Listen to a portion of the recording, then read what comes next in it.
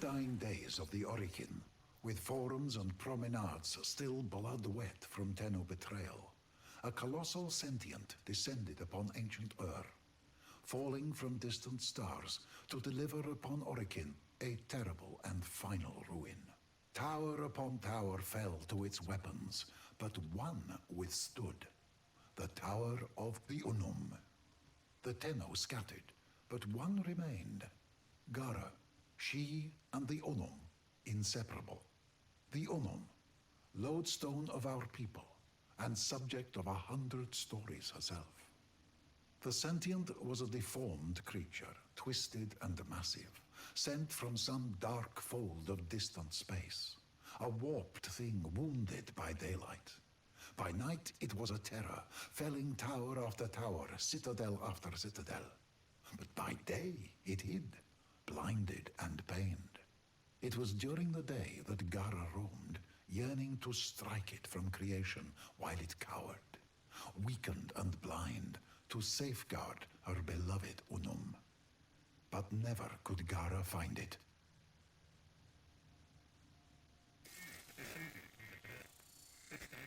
By night the Sentient was abroad, its titanic mass casting a terrible shadow across the land, the mass of it railing against the walls of the tower, yet kept at bay by the exertion of the Unum's colossal will and the sacrifice of her faithful. But such exertions could not be maintained forever. Gara yearned to strike out, to lash and tear at the monstrosity that threatened her love, but the Unum forbade it. At night the Sentient was at the height of its power, and Gara's light would make her the most tempting of targets to a creature of such profound darkness. Gara's death would be certain. No, a different strategy was required.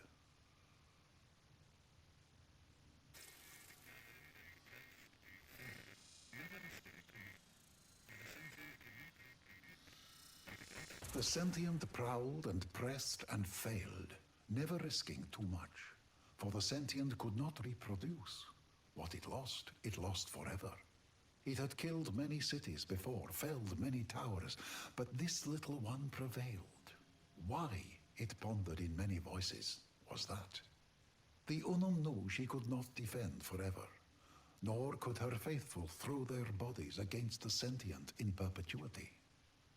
So she gave her followers some of her blood, her refined temple kuva, and they in turn gave it to the animals of the land.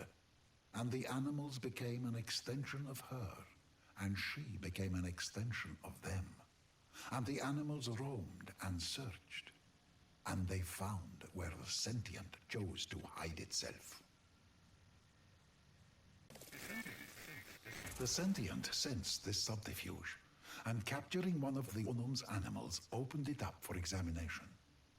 And what little of the Unum that was present there lit the Sentient's mind like the dark star from which it had fallen. The Sentient, you see, could not procreate, but in the temple kuva, it tasted healing, completeness, a future. It devoured each and every last Unum animal, but it was not enough. The Sentient turned its hundreds of eyes toward the tower with new understanding.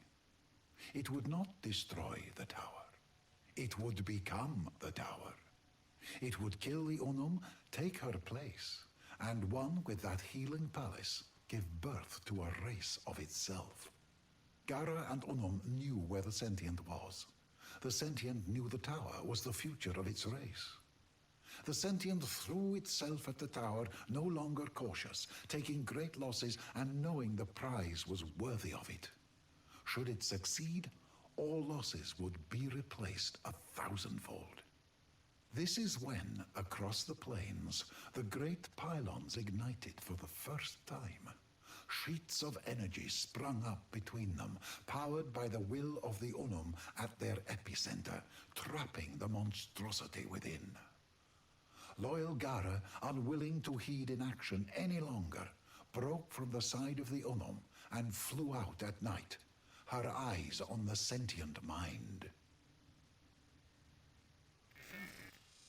The Sentient, torn between its most coveted prize and a mortal threat, broke from the tower and turned back on itself to defend itself from noble Gara. But Gara's eyes were not for the sentient, but for the glittering man-sized device resting just beyond the gates. It had not been there before, but it was there now. It swatted Gara from the sky, drew it to herself, meaning to end her life there and then. The battle was terrible. Gara sustained injuries she would not survive. But in her final moments, brave Gara seized upon the device her beloved Unum had crafted, seized it to her breast, and allowed the sentient to draw her in one final time. Toward its body, toward its core, toward the seat of its intelligence. From within, the sentient unfurled myriad feelers, probes, tendrils, viciously toothed and made for killing. They swept toward Gara violently, and the glass warrior made no defense. Her defense was her final attack. The device detonated, and the Unum cried out as night lit as day. The battle, the terror, was ended. The tower wall shook. The sentient's body shuddered, racked by a cacophonous energy. Forests fell as piece after piece, giant body after giant body, crashed to the plains and marshes and flatlands. Animals fled in spreading waves from pounding sky-high walls of dust, angered and whipped to fury by the death of a god. The last of Gara's energy arced from body to body, machine to machine, piece to piece, a horizon-wide applause of light, beautiful and terrible. And then, silence. All was still. The Unum's adherents wandered through the haze, calling for one another, lost in a miasma. Husbands seizing onto wives, children onto parents. It was over. Gara was never seen again. The sentients then became as they are now, senseless, wandering, yearning for a unity they sense more than remember. And the Unum? The Unum survived, alone, for centuries. Until today, when you stand here reading this. This is Onko, Sita's archivist, with my translation of the Gara legend. Why do I remember? Why do I remember this? The land here, killing hot, full of strangeness. This is... Why do I remember this? The land here, killing hot, full of strangeness. This is where Gara vanquished the sentient, where its essence fell into the ground, trapped in some unworldly between. It wanted out.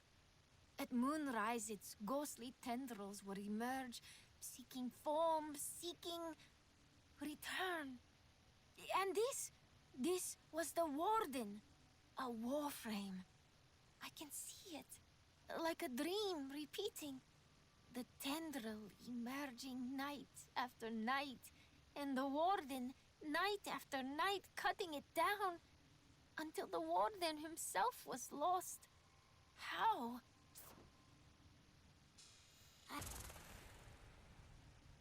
Oh, here we go again. I remember the pool glows, the tendril emerges, and this Warframe draws its weapon to destroy it yet again. Wait, no. He does not strike this time. He watches. Why? The phantom tendril grips trees and rocks, probing for substance. Then fear returns, and the lost one slashes the phantom, sending it back to its purgatory. He extends a hand?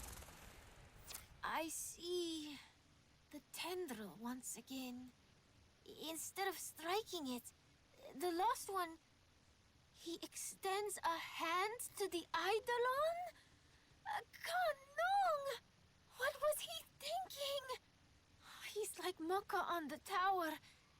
Every day Mucka clambered across the tower ledges and scaffolds. Nothing happened day in and day out. Routine took his fear away. Ah, Tenno, I see the tendril has him now. The lost one, he's become an anchor for the Eidolon to pull itself into our world. The lost one struggles, pulling back. Oh, but it's too late. The Eidolon begins to emerge, but the lost one realizes. He stops. He lets go. And so he falls. Falls from this world of the living and down, down, down into the next. Maka, that was so stupid.